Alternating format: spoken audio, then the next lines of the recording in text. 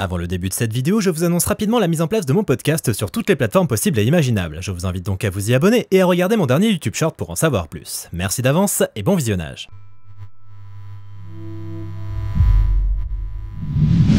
La route vers le succès n'est pas un long fleuve tranquille. Et j'en sais quelque chose. Lorsque Vince Gilligan eut l'idée de ce prof de chimie cancéreux qui devient baron de la drogue, il se doutait qu'il aurait du mal à trouver des chaînes de télé prêtes à miser dessus. Soi-disant, le cancer et la drogue, c'est pas hyper vendeur. Tel que prévu, le projet a donc essuyé de nombreux échecs avant d'atterrir chez AMC, une chaîne qui ne demandait alors pas mieux que de prendre des risques. Mais c'était seulement le début des galères. Un pilote à deux doigts d'être rejeté et une grève des scénaristes plus tard, la saison était prête. Enfin, en partie. Sans ces 2 épisodes finaux. Bref, ne restait plus qu'à diffuser tout ça et obtenir ce succès bien mérité. Mais en fait, non. Avec des épisodes atteignant péniblement les 1,5 million de téléspectateurs, cette première saison ne fut pas un immense succès populaire. Mais la critique, elle, était particulièrement emballée, louant l'écriture et le casting. Quant à AMC et Sony, les 2 entités étaient bien conscientes d'avoir entre les mains une série spéciale qui méritait le succès. Mais peut-être que le temps n'était pas encore venu pour ça. Peut-être que ce succès tant mérité viendrait tout simplement plus tard. Et c'est ainsi que malgré des audiences modestes, la qualité du résultat fit que Breaking Bad fut renouvelé par AMC. Salut à tous, c'est Guillaume Cassard, et aujourd'hui, on va parler de la saison 2 de Breaking Bad, juste après un interlude de John Michael. Hi, salut ma gueule, c'est John Michael. T'aimes bien Breaking Bad? J'ai repensé il y a pas longtemps et je me disais que Walt, il avait quand même pas choisi la profession la plus safe. C'est vrai, dealer de drogue, c'est pas métro boulot dodo comme quotidien. Alors que pour moi, la sécurité, c'est capital. Pourquoi se mettre en danger? Et ce principe, on peut l'appliquer partout, notamment sur internet. Tiens, laisse-moi te présenter un logiciel qui va te changer la vie. Et ce logiciel, il s'appelle NordVPN. NordVPN, c'est un outil de sécurité qui va te permettre de protéger ton trafic web privé de toute interférence externe. En l'activant, il va masquer ton adresse IP et chiffrer toutes tes données. Et si un jour tu te connectes sur un wifi public, là où tu es le plus vulnérable, t'auras pas à te soucier de quoi que ce soit. En gros, tu l'auras compris, avec NordVPN, tes données personnelles sont en sécurité. Et ce qui est génial, c'est que tu peux l'utiliser sur tous tes appareils. Windows, macOS, Linux, iOS, Android et même avec certaines Smart TV. Et tu pourras même l'utiliser en simultané sur 6 appareils avec un seul et même compte. Et la cerise sur le gâteau, j'ai une offre pour toi. En cliquant sur le lien dans la description ou en utilisant le code GuillaumeFR, tu auras droit à une super réduction sur l'abonnement de 2 ans et on t'offre même 4 mois gratuits. Et si jamais tu doutes encore, tu bénéficieras d'une garantie satisfait ou remboursée de 30 jours. Bref, tu prendras aucun risque. Alors fonce, parce que la sécurité, ça n'a pas de prix. De rien ma gueule. En mai 2008, soit 2 mois après la diffusion de l'épisode final de la première saison, Gilligan et ses scénaristes firent leur grand retour dans la salle des auteurs. Mais sur cette saison 2, l'équipe fut légèrement remaniée. Si Peter Gould et George Mastras seraient de nouveau à l'œuvre, ce ne serait pas le cas de Patty Lynn, la scénariste de l'épisode 5 qui serait nommée au Writers Guild Award quelques mois plus tard. La scénariste décida en effet de mettre fin à sa carrière pour des raisons qu'elle expliquera prochainement dans ses mémoires, The Last Time I Quit. Mais bon, en gros, elle en pouvait plus de ce milieu. Mais pour pallier à cette perte, 4 scénaristes font leur entrée. D'abord, Moira Walley-Beckett, ancienne actrice alors en pleine reconversion dans l'écriture. Obsédée par Breaking Bad depuis la diffusion de la première saison, elle décida carrément d'écrire le scénario d'un épisode tout droit sorti de son imagination, juste pour le plaisir. Son agent finit cependant par lui obtenir un meeting avec Melissa Bernstein, productrice sur Breaking Bad. Là, elle mentionne ce fameux script sur lequel elle planche et dont il ne lui manque que l'acte 4. Intriguée, Bernstein lui demande si elle peut le lire. Et ça, en général, c'est plutôt déconseillé. Imaginons que la productrice lise le scénario et le fasse lire à Gilligan. Imaginons ensuite que ça n'aille pas plus loin avec la scénariste, mais qu'il soit tout de même décidé d'utiliser une ou deux de ses idées en provenance de ce script. La scénariste serait alors en droit de les attaquer. Bref, mieux vaut éviter de se retrouver dans ce genre de situation. La scénariste hésite, mais finit par céder. Elle termine son script dans la nuit, l'envoie à son agent, qui l'envoie à Bernstein, qui le lit, puis l'envoie à Gilligan. Quelques jours plus tard, Gilligan demande à la rencontrer et, impressionné par son scénario et sa connaissance profonde des personnages de la série, lui offre le job. Mais à ce moment-là, c'était un petit peu compliqué, parce que la saison 2 n'avait toujours pas été commandée par AMC et que la scénariste avait quant à elle une offre intéressante de la part d'une autre chaîne. Mais elle a tout de même décidé de parier sur Breaking Bad, et elle a eu raison. Autre nouveau venu, Sam Catlin, qui avait travaillé sur quelques séries, John Shiban, ami de Gilligan depuis les années X-Men, et Jay Roberts, ancien assistant de Gilligan sur la saison 1. Ils étaient donc désormais 7 contre 4 sur la première saison, ce qui peut s'expliquer par le fait que cette fois-ci, la saison compterait 13 épisodes, soit 2 fois plus que la première. Les scénaristes se mettent donc au travail. Comme sur la première saison, il s'agit avant tout de définir la structure globale de l'histoire racontée par ces 13 épisodes. Pendant plusieurs semaines, ils réfléchissent à toutes les péripéties que vont vivre Walt et Jesse. Et ils commencent par une idée purement visuelle, l'image d'un ours en peluche à moitié calciné, immergé dans une piscine, dont l'un des yeux est avalé par le skimmer. Cette image ferait office de conclusion et d'introduction à la saison, constituant une énigme sur laquelle les spectateurs se casseraient la tête pendant des semaines. D'où provenait cet ours en peluche? Pourquoi était-il brûlé? Il s'agissait bien évidemment du résultat des actions de Walt, mais les auteurs n'avaient pas encore toutes les données en tête. Ce dont ils étaient sûrs, c'est qu'il fallait éviter les réponses évidentes. C'est pourquoi ils évincèrent directement les premières idées qui leur vinrent en tête. Ne restait plus qu'à migrainer jusqu'à trouver la solution.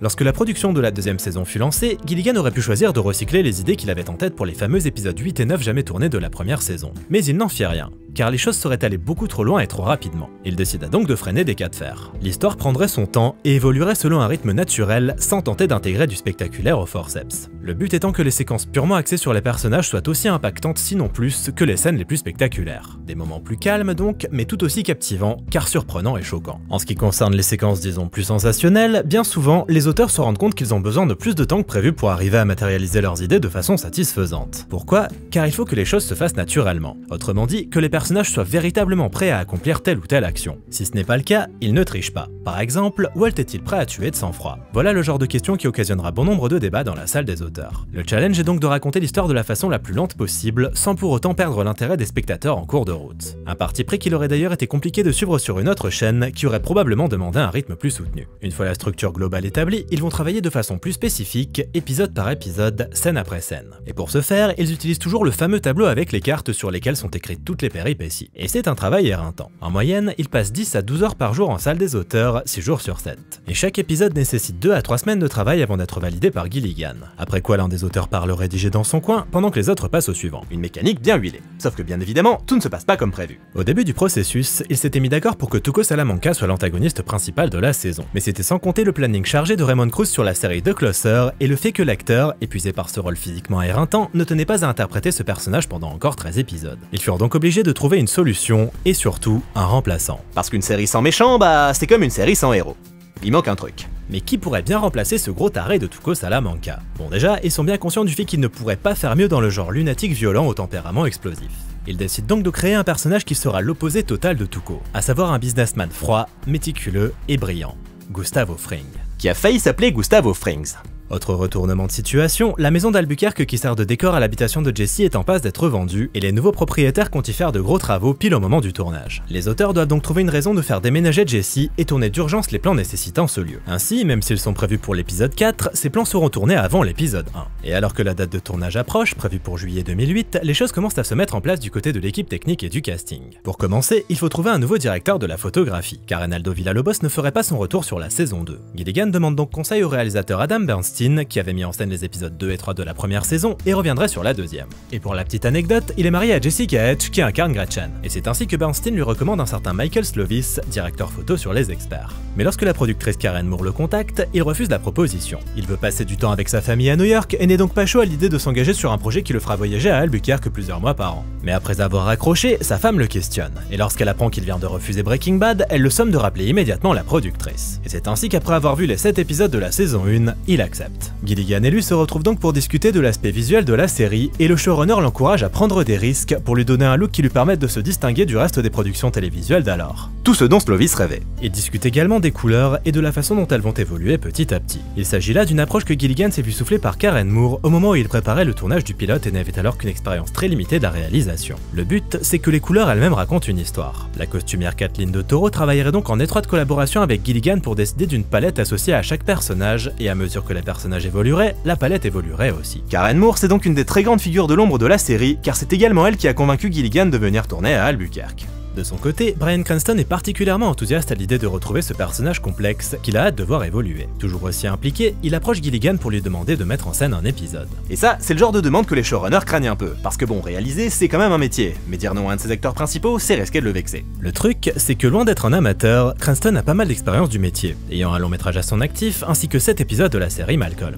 Bref, Gilligan ne voit pas d'inconvénient à le laisser mettre en scène un épisode de Breaking Bad, et ce sera 737, l'épisode 1 de cette nouvelle saison. À l'été 2008, l'équipe investit donc les studios d'Albuquerque, dont la construction s'est achevée en 2007, raison pour laquelle il n'y avait pas eu accès lors du tournage de la première saison. Ils pourront donc travailler dans de meilleures conditions. Avec de l'eau courante notamment, ce qui est plutôt pas mal en soi. Dans les studios d'Albuquerque, les décorateurs Rob Wilson King et Brenda Meyers-Ballard s'affairent donc à concevoir les décors, certains étant déjà connus comme l'intérieur des maisons de Walt et de Jesse, et d'autres apparaissant pour la première fois, notamment la nouvelle maison de Jesse. Rob King est également chargé de trouver un lieu pouvant faire office de décor au bureau de la DEA, et il trouve le bâtiment parfait en pleine ville. Il investit le 9e étage avec son équipe et aménage les bureaux en faisant en sorte de mettre en valeur la vue sur le centre-ville d'Albuquerque. Autre lieu à dénicher, la maison de Hank et Mary Schrader, dont ils utiliseront les extérieurs, mais aussi les intérieurs. En effet, cette maison avait pour particularité d'avoir été conçue par son propriétaire, qui se déplace en fauteuil roulant. Par conséquent, les couloirs et les portes étaient particulièrement larges, ce qui faciliterait grandement le travail de l'équipe et des cadreurs sur place. Un avantage non négligeable. Sur la saison précédente, Gilligan Gilligan avait fait preuve d'une certaine relâche vis-à-vis de la salle des auteurs, préférant intervenir sur les plateaux d'Albuquerque où sa présence n'était pourtant pas indispensable. Et à cause de ça, la première saison avait frôlé le désastre, les scripts des 2 épisodes finaux n'étant pas prêts alors que leur tournage allait débuter. Ce n'est que grâce à la grève des scénaristes qu'il avait pu éviter cette débâcle. Bref, tout ça pour dire que cette fois-ci, Gilligan resterait dans la salle des auteurs, là où on avait le plus besoin de lui. Il ne viendrait à Albuquerque qu'en de très rares occasions et ne réaliserait même pas d'épisode lors de cette saison 2.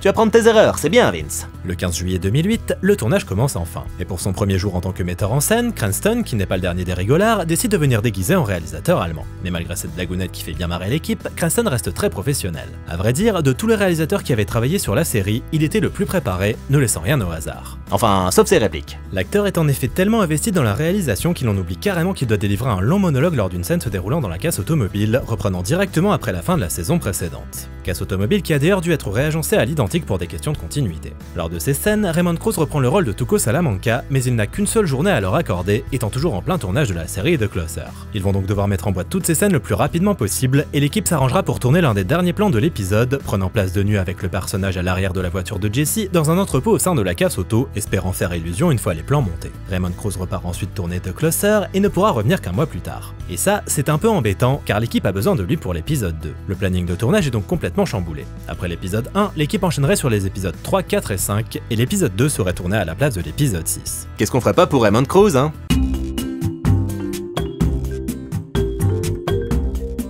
Sur le tournage de la saison 2, Betsy Brent, l'interprète de Mary Schrader, était enceinte de plusieurs mois. De nombreux subterfuges durent donc être utilisés par l'équipe pour cacher son ventre, car Mary n'était pas censée être enceinte. En revanche, sa sœur Skyler l'était, à l'inverse de son interprète Anna Gunn.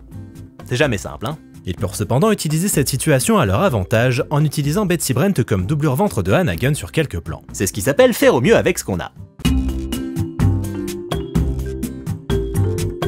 Le premier épisode emboîte au bout des habituels 8 jours de tournage, l'épisode 3 peut démarrer le sien. Comme d'habitude, tout se fait en parallèle. Pendant les 8 jours de tournage d'un épisode, le suivant passe par une phase de 8 jours de préparation, et ainsi de suite. Et pendant cette phase de préparation, les auteurs carburent, s'assurant de livrer le script de l'épisode d'après à temps. L'épisode 3, Beat by a Dead Bee, est mis en boîte par Terry McDonough, réalisateur britannique particulièrement inventif qui cherche toujours à obtenir une image intéressante. La série est principalement tournée caméra à l'épaule, et sur cette nouvelle saison, c'est le cadreur Andrew Vogali qui est chargé de filmer, rejoignant le projet en même temps que le directeur photo Michael Slovis. Ce sera donc un tournage particulièrement physique pour lui, les caméras étant très lourdes et Gilligan voulant à tout prix éviter l'utilisation de Steadicam qui apporterait trop de stabilité à l'image. Sur un tournage tel que celui-ci, tourner avec 2 caméras en simultané offre un gain de temps et donc d'efficacité non négligeable. Sauf que d'un autre côté, cela peut s'avérer contraignant, car qui dit 2 caméras dit 2 cadreurs, ce qui nécessite donc pas mal de place et demande à l'équipe technique de s'éparpiller, ce qui ne garantit pas le résultat le plus probant. L'équipe prend donc souvent le parti de tourner avec une seule caméra à la fois, permettant d'obtenir un plan réussi plutôt que 2 moyens. Mais Terry McDonough est tellement doué qu'il parvient toujours à obtenir 2 bons plans d'un coup. Pour cet épisode, l'équipe s'installe dans le désert, sur Bobby Foster Road, non loin des studios d'Albuquerque. Une route utilisée au même moment par la Warner pour Terminator Salvation. Ils durent donc à nouveau aménager leur planning, cette fois-ci pour ne pas se retrouver à tourner en même temps que cette autre équipe. Mais ces derniers ne leur posèrent aucun problème et leur rendirent même service en les laissant utiliser cette fameuse route pour laquelle ils avaient pourtant négocié un accès exclusif. Ah, ça c'est beau! Sur l'épisode 4, Down, réalisé par John Doll, Gilligan et ce dernier font face à un problème. Dans le scénario de cet épisode, Jesse est censé s'introduire illégalement et en pleine nuit dans une zone gardée où se trouve le camping-car. Là, il fera face à un berger allemand qui s'en prendra à lui et le poursuivra jusqu'à ce qu'il se réfugie dans le véhicule. Sauf que ça coûte cher. Étant donné qu'Albuquerque ne dispose pas d'un dresseur capable d'entraîner un berger allemand à effectuer les actions requises, ils vont devoir en faire venir un spécialement de Los Angeles. Entre ça et le tarif du dressage, la note est salée, 25 000 $. À une semaine du début du tournage, le réalisateur et Gilligan doivent donc trouver une solution pour s'en passer. Et cette solution, ils la trouvent littéralement de l'autre côté de la rue, où se trouve une réserve de milliers de toilettes portatives qui leur donne une idée. Jesse ne fera pas face à un berger allemand. Il escaladera la clôture, puis tombera à l'intérieur d'une de ses cabines, d'où il ressortira couvert de liquide désinfectant et de merde. C'est une métaphore pour dire qu'il est dedans en fait. Pour l'épisode 5, Breakage, l'équipe accueille le suédois Johan Renck, jusqu'alors spécialisé dans la pub. Un vrai génie de l'image auquel Gilligan porte de nombreuses louanges et qui réalisera des années plus tard tous les épisodes de la série HBO Tchernobyl, un chef-d'œuvre que vous devez voir absolument. Lors d'une séquence de nuit avec Dean Norris qui incarne Hank, les conditions lumineuses sont difficiles et la profondeur de champ de la caméra est donc très limitée, ce qui signifie que la zone de netteté est particulièrement faible. Ainsi, pour s'assurer que Norris soit toujours parfaitement net, Renck a l'idée d'attacher le cadreur à l'acteur avec une corde pour qu'il soit toujours à la bonne distance. Et la technique fera ses preuves. Habile. facile. Le gros challenge de cet épisode, c'est son teaser prenant place dans le fleuve Rio Grande, traversé par des immigrants. Tourner sur le fleuve s'avère particulièrement compliqué et l'équipe utilisera kayak et jet ski pour pouvoir s'y déplacer. Les acteurs incarnant les immigrants seront quant à eux incarnés par des cascadeurs pour éviter tout problème. C'est ensuite au tour du fameux épisode 2, Grilled, pour lequel Raymond Krause fait son grand retour en tant que Tuco Salamanca. Pour cet épisode riche en action, Aaron Paul ne sera pas ménagé. Coincé dans le coffre de la voiture de Tuco en plein cagnard, l'équipe passera de nombreuses minutes à tenter de l'en libérer, cependant qu'il souffrait de la chaleur. Un peu plus tard, alors que Tuco est censé jeter violemment Jesse à travers une porte, lui et Krause décident d'un commun accord qu'il se jettera de lui-même, histoire de mieux contrôler sa chute. Sauf que non, mais genre pas du tout. Paul se prit la porte la tête la première et le choc fut particulièrement violent au point qu'elle sortit de ses gonds. Il a cependant continué à jouer pendant une quinzaine de secondes avant de littéralement s'effondrer. La bonne nouvelle, c'est qu'ils n'ont pas eu besoin de la refaire. S'ensuit une fusillade entre Tuco et Hank, pour laquelle seront tournées pas moins de 5 heures de rush et qui ne durera pourtant que 45 secondes une fois montée. Sur cet épisode, un nouveau personnage fait son apparition, Tio Salamanca, l'oncle de Tuco. Un personnage en fauteuil roulant, incapable de parler et qui ne s'exprime que par les tintements d'une cloche fixée à son fauteuil. Les auteurs aimaient beaucoup l'idée d'un personnage qui ait l'air d'être un légume, mais qui soit en réalité bien plus intelligent et conscient de son environnement que Tuco. À la base, il pensait simplement caster quelqu'un avec une gueule intéressante, pensant qu'il se contenterait de regarder autour de lui en restant assis. Mais c'est finalement Mark Margolis qui est choisi, un acteur très apprécié par Gilligan et qui avait notamment joué dans Scarface. À son arrivée, ils se rendent rapidement compte à quel point ils ont eu raison de ne pas suivre leur premier instinct. Margolis, très expérimenté, étant capable de faire passer énormément de choses par son regard. Ainsi, même si sur le papier le personnage paraissait simple à jouer, ce n'était pas le cas. Il nécessitait en réalité d'autant plus d'expertise. Ne jamais sous-estimer le pouvoir d'une bonne interprétation. Sur l'épisode 6, Peekaboo, dans lequel Jesse fait face à un couple de toxicos complètement tarés, l'équipe fait venir 2 acteurs de Los Angeles, chose qu'ils évitent habituellement, préférant embaucher des acteurs locaux pour éviter les frais de déplacement, d'hôtel, etc.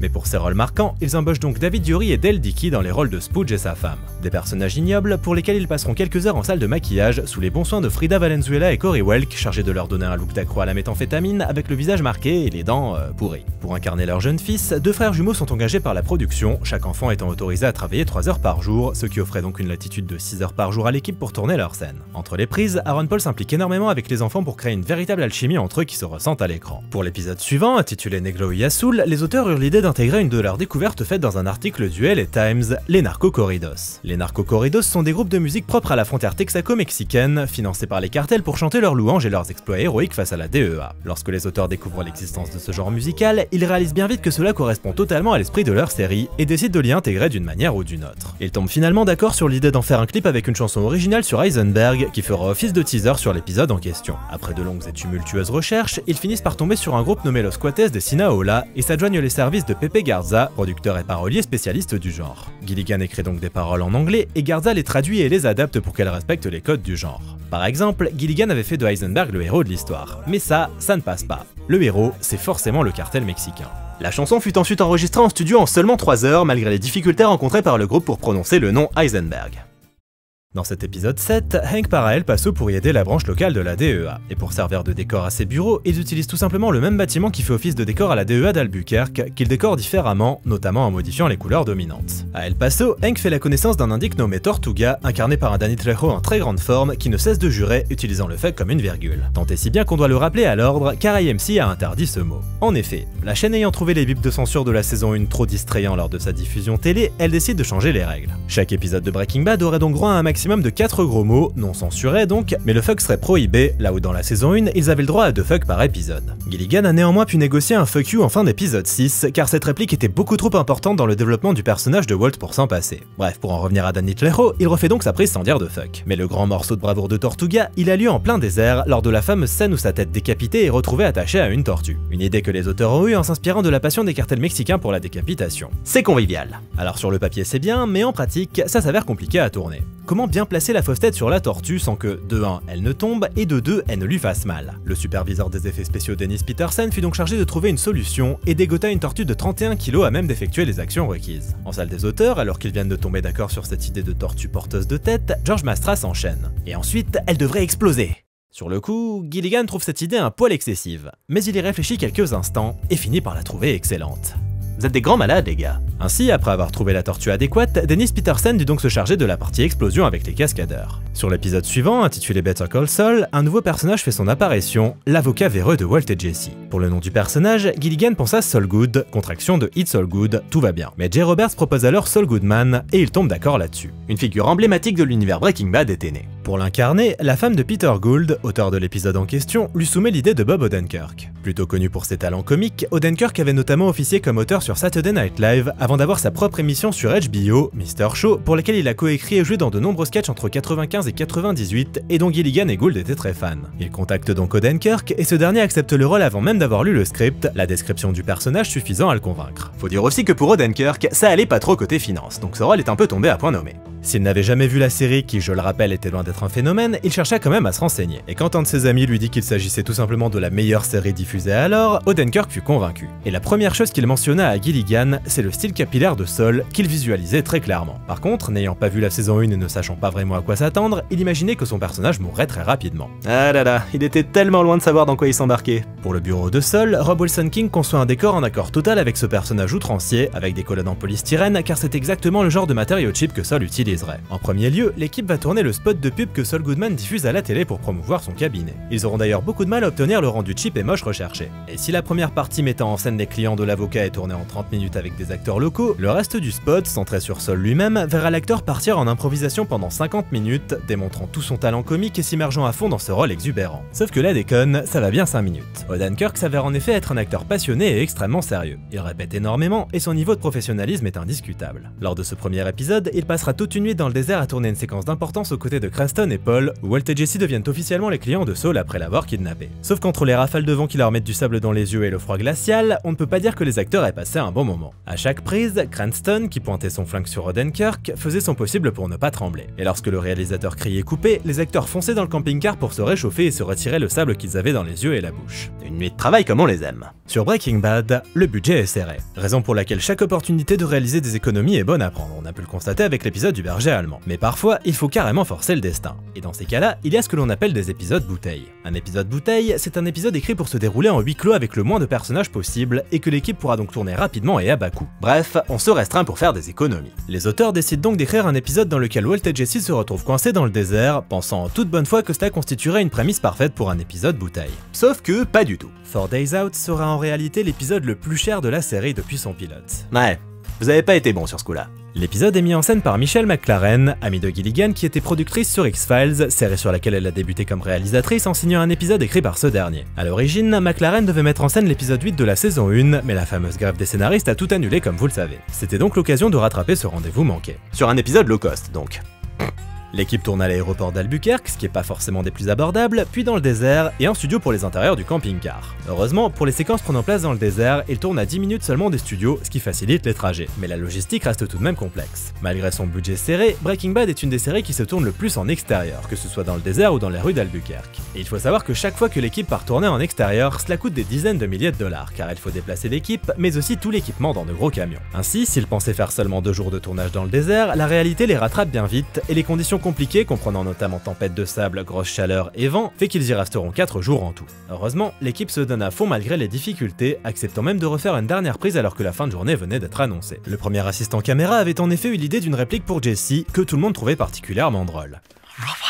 Ils se remirent donc tous au travail pour la tournée malgré la fatigue. Et cet épuisement, il est général. Que ce soit du côté de l'équipe et des acteurs qui travaillent 12 heures par jour, ou du côté de Gilligan qui ne sait plus où donner de la tête. Pour le showrunner, c'est un marathon permanent. En gros, il supervise le tournage d'un épisode depuis Los Angeles, fait parfois une petite visite à Albuquerque si on a besoin de lui, tout en supervisant la préparation de l'épisode d'après et l'écriture de l'épisode d'encore après. Sans oublier de superviser le montage de l'épisode d'avant, évidemment. J'ai mal à la tête rien que d'en parler. Mais ce n'est pas le moment de flancher, car il ne reste que 4 épisodes à tourner. Pendant les prises de vue de l'épisode 10, Over, Betsy Brent est finalement sur le point d'accoucher. Ce qui signifie qu'ils vont perdre la doublure ventre d'Anna Gunn. Merci Betsy, très cool. Mais malgré l'arrivée imminente du bébé, l'actrice tient à venir jouer sa scène, qui sera cependant modifiée pour l'occasion, réduisant sa participation au strict minimum. Sur l'épisode 11, Mandala, une nouvelle figure capitale de l'univers Breaking Bad fait son apparition, le fameux Gus Fring, incarné par Giancarlo Esposito, un acteur que Gilligan n'envisageait absolument pas pour ce rôle. Car l'objectif, c'était de trouver un acteur qui n'exprimerait strictement aucune émotion. Il devait être capable de rester de marbre pour qu'il soit impossible de lire en lui. Le truc, c'est que Giancarlo Esposito est l'opposé total de Gus. C'est un homme expressif et chaleureux, toujours le sourire aux lèvres. Le showrunner a donc du mal à l'imaginer dans un rôle aussi froid. Mais lorsqu'il voit l'audition filmée de l'acteur avec ses scénaristes, la conclusion est unanime.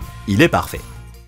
Sur Phoenix, l'avant-dernier épisode de la saison, Sony et AMC font part de leur frilosité vis-à-vis du script de Gilligan. Il s'agit d'ailleurs de la première fois que la chaîne et le studio interviennent, laissant généralement une très grande liberté créative au showrunner et son équipe. Attention, gros spoiler en vie, je vous laisse donc quelques secondes pour fermer la page au cas où. Voilà. Ce qui leur pose problème, c'est le destin funeste de Jane, le personnage incarné par Krysten Ritter. L'idée de Gilligan, c'est que Walt lui injecte une dose fatale d'héroïne pendant son sommeil. Si l'action en elle-même est particulièrement choquante, Sony et AMC sont plutôt concernés par le fait que Walt dépasse les limites trop rapidement, alors qu'il ne s'agit que de la saison 2. Après avoir accompli une telle action, plus de marche arrière possible pour Walt et Gilligan. Trouvant l'argument valide, Gilligan réfléchit et modifie le script. Walt ne lui donnera pas une dose supplémentaire d'héroïne, mais voyant qu'elle s'apprête à vomir pendant son sommeil, décidera de la pousser légèrement pour qu'elle finisse sur le dos et meurt étouffée. T'es vraiment un grand malade, Vince. L'auteur se remet au travail et finit par trouver un autre moyen. Walt ne provoquera pas la mort de Jane et décidera simplement de ne pas la sauver. Une façon bien plus intelligente de faire évoluer le personnage sans pour autant lui faire dépasser trop de limites d'un coup. Lors du tournage de cette scène, Cranston s'imagine assister à la mort de sa propre fille, ce qui le perturbe profondément. Il pleurera encore pendant de nombreuses minutes après que la prise soit dans la boîte, et il s'agit pour lui encore aujourd'hui de la scène qui l'aura le plus bouleversé en tant qu'acteur. Suite à cet épisode riche en émotions pour Cranston, c'est Aaron Paul qui va passer par une phase douloureuse sur l'épisode final, ABQ, réalisé par Adam Bernstein. L'acteur doit en effet jouer une scène particulièrement poignante lorsque Jesse constate que Jane est morte et fond en larmes en tentant un massage cardiaque. L'ambiance est tellement morose que Krysten Ritter fond elle-même en larmes face à la performance de Paul. Pendant la préparation de cet épisode, l'équipe rencontre un problème. Saul Goodman est censé intervenir auprès de Jesse suite au décès de Jane, mais Odenkirk n'est malheureusement pas disponible. Gilligan n'a donc d'autre choix que de réécrire la scène en question, pour laquelle il crée un nouveau personnage, le nettoyeur, Mike. Et c'est Jonathan Banks qui est engagé par téléphone pour l'interpréter, lui qui jouait dans une des séries préférées de Gilligan, Wise Guys. Conçu dans un premier temps comme un personnage mineur, Gilligan se met à espérer le voir faire son retour dans une éventuelle saison 3. Et lorsqu'il tourne la scène où Mike se voit obligé de mettre une claque à Jesse pour le faire réagir, Banks y va à fond et colle une bonne mandale à Aaron Paul, et à plusieurs reprises car ils l'ont retourné plusieurs fois. Un premier contact inoubliable entre les deux acteurs. À la fin de l'épisode, un crash d'avion a lieu au-dessus d'Albuquerque et des débris tombent dans la piscine de Walt. Pour mettre en scène ce moment, il est décidé que le plan démarre depuis le ciel, adoptant ainsi le point de vue des débris qui tombe petit à petit et se rapproche de la piscine. Pour ce faire, le plan commencerait avec des images satellites, puis l'équipe se chargerait de tourner les 100 derniers mètres de la chute. Mais comment faire? Gilligan pense alors avoir un éclair de génie. Utiliser un ballon sonde auquel ils attacheraient une caméra. L'idée étant de le faire décoller depuis la piscine et de le laisser faire son ascension, puis d'inverser le rush au montage pour donner l'impression qu'il chute. Simple, efficace, absolument pas. L'équipe va donc procéder à un test avec 5 ballons sondes attachés à une caméra spécialement louée pour l'occasion. Mais au bout de 4 secondes d'ascension, le vent se lève et dévie les ballons. 2 d'entre eux explosent carrément, laissant les 3 restants continuer de monter à une vitesse ahurissante. La productrice Karen Moore se voit donc obligée d'appeler d'urgence le contrôle aérien de l'aéroport d'Albuquerque pour leur expliquer la situation et éviter tout problème. Suite à ce test peu concluant, Gilligan propose de réitérer, mais on lui demande gentiment de fermer sa gueule. Il est donc décidé d'utiliser une méthode plus sûre, avec une grue capable d'atteindre les 100 mètres de hauteur. Et les ballons alors, vous allez me demander? Quelques jours après l'incident, ils reçoivent un coup de fil. Les ballons ont atterri dans l'arrière-cour d'une maison, à 320 km d'Albuquerque. Ils envoient un assistant récupérer tout ça et constatant que la caméra est toujours fonctionnelle, s'emploient à regarder les images filmées. Et là, écran noir. Il s'avère en fait qu'ils avaient oublié d'enlever le cache de l'objectif. Ça arrive même au meilleur, hein. Le dernier épisode en boîte, c'est donc une fin de tournage pour la saison 2 de Breaking Bad. Et le 8 décembre 2008, une grande soirée est organisée pour que l'équipe puisse fêter ça, soirée où Bryan Cranston et Aaron Paul débarquent déguisés en Jesse et Walt. Sont forts ces cons. Reste désormais quelques semaines de post-production avant la diffusion du premier épisode, prévu pour mars 2009 sur AMC. Pour assurer la partie montage, Lynn Willingham, Kelly Dixon et Skip McDonald font leur retour, chacun prenant en charge entre 4 et 5 épisodes. Et ce qu'il faut savoir, c'est que la durée maximale exigée par AMC est très précise. 47 minutes, 7 secondes et 4 images très exactement. Et un épisode en particulier va s'avérer problématique en termes de durée. Je vous le donne en mille, l'épisode 9. Le fameux épisode bouteille, vous vous rappelez? Culminant à 65 minutes, Gilligan, McLaren et Kelly Dixon devront faire de leur mieux pour le raccourcir jusqu'à atteindre une durée plus raisonnable. Une tâche ardue car en général, tout ce que les auteurs écrivent est important. Il est donc compliqué de couper quoi que ce soit. Niveau musique, le compositeur Dave Porter fait son retour, de même que le superviseur Thomas Golubitch, qui s'emploie toujours à trouver les morceaux parfaits pour accompagner les nouvelles aventures de Walt et Jesse.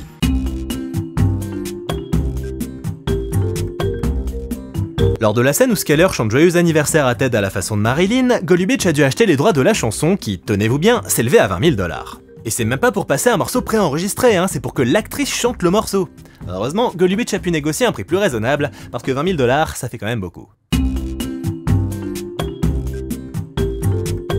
Lors de sa diffusion le 9 mars 2009, le premier épisode fait un petit record d'audience pour la série, réunissant 1,66 million de téléspectateurs contre 1,5 million pour l'épisode final de la première saison. C'est Better Call Saul, l'épisode 8, qui aura droit au plus petit score de la saison avec 1,04 million de spectateurs. Quant au final, diffusé le 31 mai 2009, il atteindra le même score que le précédent final, soit 1,5 million. Toujours pas un gros carton d'audience donc. Mais les critiques sont toujours aussi unanimes, Breaking Bad fait partie du haut du panier. Un avis partagé par la profession, puisque la série est à nouveau fièrement représentée aux Emmy Awards avec 5 nominations. Meilleure série dramatique, meilleur acteur pour Bryan Cranston, meilleur acteur secondaire pour Aaron Paul, meilleur montage pour Lynn Willingham sur l'épisode final, et meilleure photographie pour Michael Slovis sur ce même épisode. Résultat des courses, Cranston et Willingham sont à nouveau récompensés. Voyons un peu pourquoi. La première saison de Breaking Bad avait laissé Walt et Jesse dans une position délicate. Engagés auprès du caïd Tuco Salamanca, véritable fou dangereux qui serait bien capable de les tuer au moindre faux pas, les deux hommes commençaient à réaliser que leurs actions pouvaient avoir de terribles conséquences. Le fil conducteur de la série ne change pas, les conséquences sont toujours au premier plan. Le premier domino est tombé dans l'épisode pilote, et il ne cesse d'en entraîner d'autres à mesure que l'histoire avance, à mesure que Walt fait des choix de plus en plus discutables, bref, à mesure qu'il s'enfonce dans la criminalité, un monde dont personne ne ressort jamais indemne. Et dans cette saison, c'est la famille de Walt qui commence à être impacté. S'enfonçant toujours plus dans le mensonge pour couvrir ses activités illégales, ce dernier met non seulement à mal ses relations avec ses proches, dont il se coupe petit à petit, mais les fait aussi tout simplement souffrir. Chose dont il prendra pleinement conscience dans l'épisode 3 où, après avoir disparu pendant 2 jours à cause de Tuco, il prétend avoir perdu la mémoire lors de sa réapparition, jouant sur son état de santé pour expliquer la situation. Hospitalisé, il se voit tout de même obligé de rentrer chez lui à l'insu de tous pour cacher son argent et son pistolet, et éviter que Skyler ou Walt Jr. ne tombent dessus. Il pourra alors observer sa femme et son fils, et c'est là qu'il prendra conscience du fait que, si de son côté il s'est tiré de justesse d'un très mauvais pas, cette situation et les mensonges qu'il a choisi d'inventer pour s'en sortir, se préserver, ont eu des répercussions profondes sur sa famille, qui a subi un choc très important. C'est là tout le problème de la route empruntée par ce personnage. Il n'a pas le loisir de choisir entre le bien et le mal. Tout ce qu'il peut choisir en réalité, c'est le moindre mal. Quoi qu'il fasse, cela interférera toujours avec le bien-être de ses proches. Un comble pour lui qui justifie ses actions en prétendant qu'il fait tout ça pour sa famille. Walt pourra-t-il toujours vivre dans le mensonge? Bien sûr que non. D'autant que Skyler, toujours brillamment interprété par Anna Gunn, n'est évidemment pas dupe et que des tensions vont par conséquent vite faire leur apparition au sein du couple. Mais le couple ne sera pas le seul à subir des dommages collatéraux lors de cette saison. La plupart des personnages seront en effet impactés d'une manière ou d'une autre par les agissements de Walt. Et plutôt négativement en général, hein. Parti à la recherche de son beau-frère disparu, Hank suivra sa trace jusqu'à Tuco Salamanca, qui se verra obligé d'abattre après que ce dernier ait engagé une fusillade. Hank en ressort bien vivant, mais ce face-à-face aura pourtant de sévères séquelles sur sa santé mentale. Hank, cette grande gueule apparemment indestructible, présenté comme un macho pas bien malin dans la saison 1, prend en effet en épaisseur dans cette nouvelle saison, devenant par conséquent bien plus attachant et intéressant à suivre. L'intelligence des auteurs, c'est justement de se servir de l'image renvoyée par le personnage pour la prendre à revers. Et si ce n'était effectivement qu'une image? Et si Hank était beaucoup plus vulnérable que ce que l'on pourrait croire au premier abord? Ce côté frimeur invincible serait-il simplement un mécanisme de défense? Il s'agit là d'une véritable déconstruction du personnage qui aura lieu le temps de plusieurs épisodes. Hanté par la fusillade avec Tuco dans laquelle il a frôlé la mort, Hank souffrira de stress post-traumatique. Mais il refusera bien évidemment de le reconnaître, car comme il le dit lui-même, et les choses ne vont pas aller en s'arrangeant pour lui. Envoyé à El Paso pour y apporter son expertise, il y sera comme un poisson hors de l'eau et aura bien du mal à trouver ses marques. Il se trouve en réalité plongé dans un autre monde, un monde bien plus dangereux que celui d'Albuquerque et obéissant par conséquent à des règles très différentes. Ici, les méthodes de Hank et son autorité n'ont aucun effet. Pire, il échappera à nouveau à la mort lors de l'épisode de la tortue. Mais pas d'action héroïque ici. S'il s'en sort, c'est uniquement parce qu'il s'est écarté pour reprendre ses esprits, la vue de la tête décapitée de Tortuga ayant mis à mal son self-control. Hank n'est donc pas en demeuré sans profondeur, c'est un homme qui se croit plus fort qu'il ne l'est en réalité, et dans cette saison, il en prend conscience. Une magnifique façon de développer un personnage qui a démarré comme un cliché ambulant. Et tout cet arc narratif s'est développé de façon très organique, les auteurs ne l'ayant pas forcément planifié à la base. Ils se sont simplement dit qu'il était normal que la fusillade avec Tuco ait des répercussions. Le fait qu'il frôle la mort doit avoir un impact psychologique. Il s'agit là d'une conséquence naturelle des événements choquants vécus par le personnage. Une chose que l'on voyait alors rarement dans les fictions télévisuelles, où un héros pouvait tuer des méchants à tour de bras puis continuer sa vie l'air de rien. On en revient à ce soin du détail recherché par Gilligan, à tous ces questionnements généralement évités par les scénaristes qui cherchent plutôt à enchaîner sur la scène d'action suivante sans creuser l'aspect purement psychologique de tels événements. Et Dean Norris est incroyable, accessoirement. Dans cette saison 2, on retrouve aussi bien évidemment Jesse Pinkman, qui fera quant à lui les frais de l'avidité de Walt. Après la mort de Tuco, Jesse met en place un réseau de distribution avec ses amis Badger, Skinny Pete et Combo. Une entreprise ambitieuse. Mais bien vite, du côté de Walt, l'ambition laisse place à la cupidité. Lorsqu'il impose à Jesse d'envoyer ses amis dealer sur des territoires concurrents, la réaction est immédiate et Combo y laisse la vie. Un événement qui va mettre en lumière un contraste fondamental entre Walt et Jesse. Si Jesse est grandement affecté par cet événement, Walt se montre quant à lui totalement indifférent. Which one is he?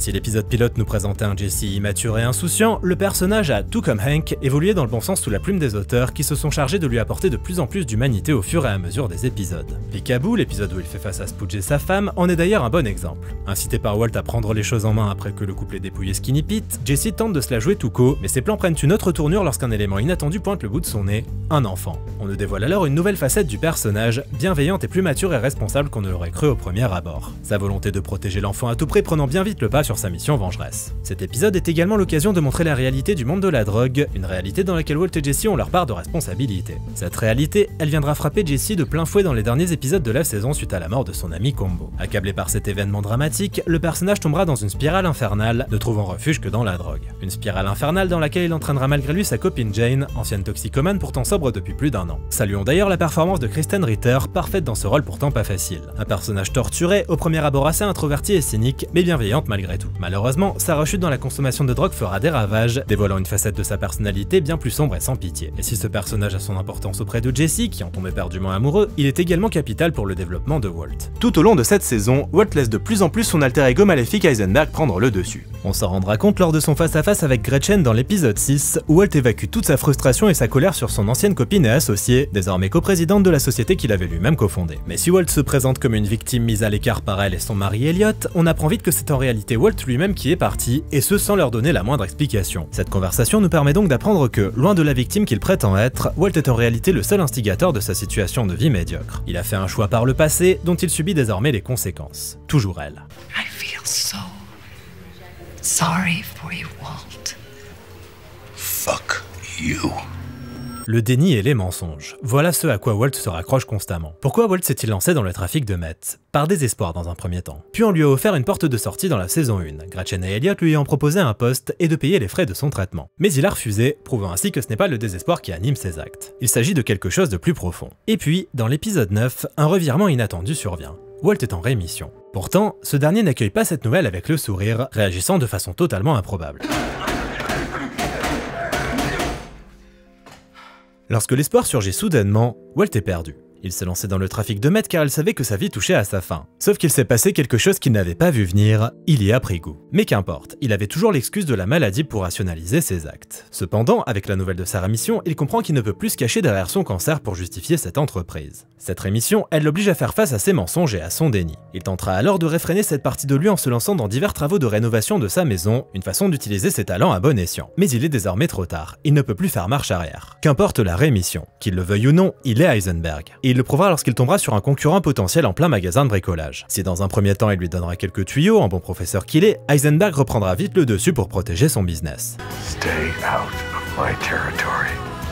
Une séquence particulièrement forte, en grande partie due au jeu toujours impeccable de Cranston, mais dont l'impact est décuplé par le morceau DLZ de TV on the Radio, exprimant avec brio toute la détermination du personnage. Toujours aussi complexe et passionnant à suivre, Walt passera par une étape déterminante dans l'épisode 12, Phoenix, où ce dernier décide en son âme et conscience de laisser mourir quelqu'un. Il avait certes déjà tué dans la saison 1, mais il se trouvait dans une situation extrême qui l'exigeait. Là, il choisit de ne pas sauver Jane pour le bien de ses intérêts personnels. Ayant pris Jesse sous sa coupe et menacé Walt de le dénoncer à la DEA, ce dernier choisit donc de la laisser mourir dans son sommeil, y trouvant là la solution à ses problèmes. Peu importe que cela détruise profondément Jesse. Jane est donc un personnage capital car elle nous montre jusqu'où Walt est prêt à aller pour préserver ses intérêts. Et le final de la saison met en scène à quel point ses actions peuvent avoir de graves répercussions, au-delà de sa famille, au-delà de Jesse. Les actions de Walt peuvent avoir des conséquences extrêmement larges. La mort de Jane provoquant rien de moins que le crash de 2 avions au-dessus d'Albuquerque par effet papillon. Consequences. Voilà donc la réponse à l'énigme de l'ours en peluche rose. Il s'agit d'un débris du crash tombé dans la piscine de Walt. À 4 reprises, des teasers énigmatiques concernant cet ours ont soulevé des questions sans jamais donner de réponse. Il aura fallu attendre les derniers instants de la saison pour enfin connaître le pourquoi du comment. Car Gilligan, c'est un petit malin qui aime les effets de surprise. Son but ici, c'était d'offrir une conclusion que personne n'aurait pu voir venir. Vous auriez pu deviner, vous, que cet ours provenait d'un avion qui venait de se crasher à cause du père de Jane qui travaille comme contrôleur aérien et qui était encore bouleversé par le décès de sa fille, raison pour laquelle il a causé ce désastre par inadvertance? Ceux qui disent oui sont des gros mythos. Mention spéciale à John Delancey d'ailleurs, l'interprète du père de Jane, absolument bouleversé en père désemparé face au décès de sa fille. Comme vous pouvez le constater, Gilligan, il aime surprendre. Et il aime aussi la non-linéarité et complexifier sa narration à l'aide de flashbacks et autres flash-forward. On se rappelle, le pilote de Breaking Bad démarrait par la fin. Ici, c'est la saison tout entière qui démarre par la fin, offrant ainsi une narration circulaire qui aura tenu tout le monde en haleine pendant 13 épisodes.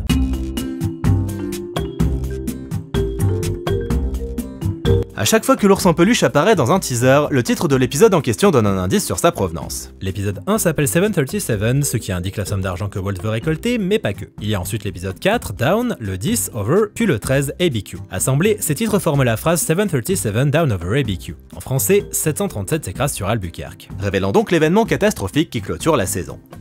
Pas mal, non ? Les auteurs mettent donc à nouveau un point d'honneur à contrer les attentes du public, rendant ainsi les épisodes les moins prévisibles possibles. Du côté visuel, si Michael Clovis reste fidèle aux bases imposées par Toll et Villalobos sur la saison 1 au rendu naturaliste, le nouveau directeur photo impose cependant immédiatement un look plus identifiable à la série. Un réalisme stylisé aux couleurs plus saturées et aux expérimentations visuelles de plus en plus présentes. Le langage visuel de la série prend véritablement son envol lors de cette saison, Clovis et ses cadreurs étant encouragés à faire preuve de beaucoup d'audace. Cette saison 2, c'est également celle qui élargit l'univers Breaking Bad de façon significative en introduisant bon nombre de ses personnages les plus iconiques. Tio Salamanca, Saul Goodman, Gus Fring, Mike, tant de personnages marquants qui pourront pleinement briller dans les saisons suivantes et au-delà. S'ils ne sont pas pour autant omniprésents lors de cette saison, il n'empêche qu'ils parviennent tous à faire forte impression malgré un temps de présence parfois très limité, Mike en tête. Le casting est en tout cas toujours aussi bon, chacun d'eux étant incarné à la perfection. Odenkirk apporte tout son humour grinçant à Saul Goodman et vole clairement la vedette à ses partenaires lors de chacune de ses apparitions, s'imposant immédiatement comme une des stars du show. Quant à Gus Fring, Giancarlo Esposito semblait déjà avoir complètement cerné ce personnage et incarne parfaitement la dualité qui le définit. Manager souriant dans le civil, baron de la drogue glaciale dans le privé. Le parfait opposé de Tuco, comme le voulaient les auteurs. Avec un monde en pleine expansion et des actions de plus en plus lourdes de conséquences pour Walter, la fin de la saison 2 offre un nouveau départ à la série. Walt a désormais bien changé, ce que ne prouve d'ailleurs la couleur très flashy de ses vêtements et ce bouc qu'il s'est fait pousser. Dans la saison 1, il était principalement vêtu de beige, une couleur fade le rendant quasiment invisible et portait la moustache la plus pathétique possible. La transformation a donc commencé à faire son œuvre, laissant Heisenberg prendre le pas sur Walter. Mais si cette fin de saison voit le personnage commencer à s'assumer de plus en plus, elle le voit également faire face aux conséquences de ses actes. Du côté familial, Skyler sait qu'il lui ment et quitte la maison avec leurs enfants, et du côté criminel, le crash des 2 avions. Sans oublier un Jesse au plus mal, traumatisé par la mort de Jane pour laquelle il se sent fautif. Bref, les dominos continuent de tomber, et ça ne semble pas prêt de s'arrêter. Merci à tous d'avoir regardé cette rétrospective, j'espère qu'elle vous a plu, n'hésitez pas à commenter, liker, partager, venir me soutenir sur Tipeee ou Utip si vous vous sentez généreux, et je vous dis à bientôt, salut!